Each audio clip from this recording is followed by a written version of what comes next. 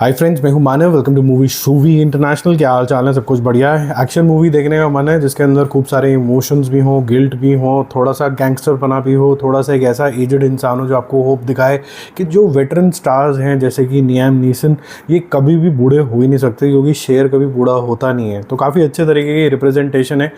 मैं बोलूँगा काफ़ी ज़्यादा रियल भी है, बहुत ज़्यादा ओवर द टॉप एक्शन भी नहीं रखा गया है एज को मद्देनज़र रखते हुए। कहानी कुछ ऐसे एक इंसान की है जो नॉट सो राइट काम करता है। प्रॉपर गैंगस्टर तो नहीं, बट गैंगस्टर समझ लीजिए टीम के अंदर ही है। जो उसका बॉस बोलता है वैसे वैसे कर देता है, उसका इंस्ट्रक्शंस फॉलो करता है। बड़ा सिंपल है इसकी लाइफ कि मुझे एक ही काम करना है, जो मेरा बॉस बोलेगा वो कर देना, ज़्यादा डिटेलिंग के अंदर जाना नहीं है। जिसके चलते जो इसके रिलेशनशिप हैं अपने बेटे के साथ या फिर उसकी वाइफ के साथ, ये सारे स्पॉइल्ड हो चुके हैं। अब उम्र आते आते ये सिचुएशन आ गई कि चीज़ें भी भूलने लग गया है।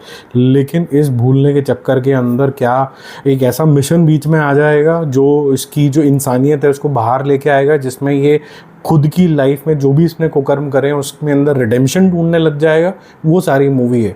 और जो रिडेम्पशन की कहानी है उसमें कहीं ना कहीं ह्यूमन ट्रैफिकिंग, सेक्स ट्रेड और ये सब चीज़ें आपको देखने को मिलती हैं। और जिस तरीके से यहाँ पर लियाम नीसन ने एक्टिंग करी है वो बहुत ही ज़्यादा ज़बरदस्त है। जब मैं ये देख रहा था क्योंकि अब ये हिंदी डब के अंदर भी अवेलेबल है, ज़बरदस्त तरीके की है। और आपको कहीं ना कहीं लगता है कि जिस इफ़ेक्टिवनेस से इन्होंने डायलॉग डिलीवर करे हैं, जिस इफ़ेक्टिवनेस से इन्होंने अपनी बॉडी लैंग्वेज का प्रदर्शन किया है, वहाँ पर आपको घूसे मारने की ज़्यादा ज़रूरत पड़ती नहीं है। और डायरेक्टर साहब ने ये समझ लिया कि इनकी जो कहते हैं ना स्ट्रेंथ क्या है, उस स्ट्रेंथ के ऊपर ही उनको डायलॉग देके एक स्केयर क्रिएट करके बस छोड़ दिया गया। ज़्यादातर जो चीज़ें रखी गई हैं वो गन फाइट से रखी गई हैं और एक आधा सिर्फ एक छोटा मोटा हैंड कॉम्बैट जिसे बोलते हैं वैसा रखा गया। एज को मद्देनज़र रखते हुए इनको पिटते हुए भी दिखाया है और बहुत ही रियलिस्टिक तरीके का इसके अंदर एंड होता है। जो सब प्लॉट्स चलते हैं इसके अंदर वो थोड़े इमोशनल भी हैं।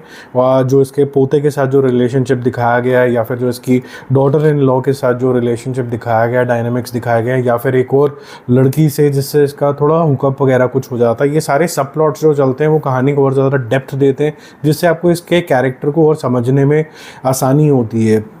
एक ज़बरदस्त तरीके की इंसान को गिल्ट होती है जब कभी वो अपने काम के सिलसिले में क्राइम के करते करते अपने ही परिवार से थोड़ा सा दूर हो जाता है। लेकिन वो एक बुरा इंसान नहीं है, लार्जली वो फैमिली रन करने की कोशिश कर रहा था जिसके चलते फैमिली से ही दूर हो जाता है। ये उस तरीके की कहानी है।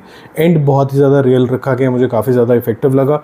एक्शन सीक्वेंसेस उसी तरीके की हैं जैसे कि आप एक जेलर जो मूवी आई थी रजनीकांत साहब की, उसी जोन के अंदर है ये कि बहुत ज़्यादा कुछ नहीं दिखाना है, हल्का फुल्का एलिमेंट दिखाना है कि जो ग्लोरिफिकेशन है हीरोइज्म का सिर्फ उतने तक ही रहे और उसके बाद आप बोलो कि बस ठीक है इस इतने में ही हम खुश हो जाएंगे और अपने वेटरन स्टार को सेलिब्रेट करेंगे नियम को। और नियम ने बहुत बढ़िया तरीके से आपको एंटरटेन यहाँ पर किया है। सटल तरीके की एक्टिंग है और एक एजिंग स्टार किस तरीके से रेलेवेंट रह सकता है उसने बताया है। आप अगर हिंदी स्टार्स को देखें जो एक्शन स्टार्स हैं लेकिन थोड़े बहुत फेड हो रहे हैं, वो इसी तरीके की अगर मूवी के आएंगे और मूवी में आएंगे तो आई एम श्योर ज़रूर अप्रिशिएट होंगे। इसका एक्शन मैं दोबारा बोल रहा हूँ बहुत ही इफेक्टिव, सटल है, कुछ भी ओवर द टॉप नहीं है। जितना एक इस आदमी की जैसे करीबन 70 साल की आदमी की एक बॉडी अलाउ कर सकती है, सर उतना ही दिखाया गया। कुछ भी जूडो कराटे टाइप नहीं दिखाया गया।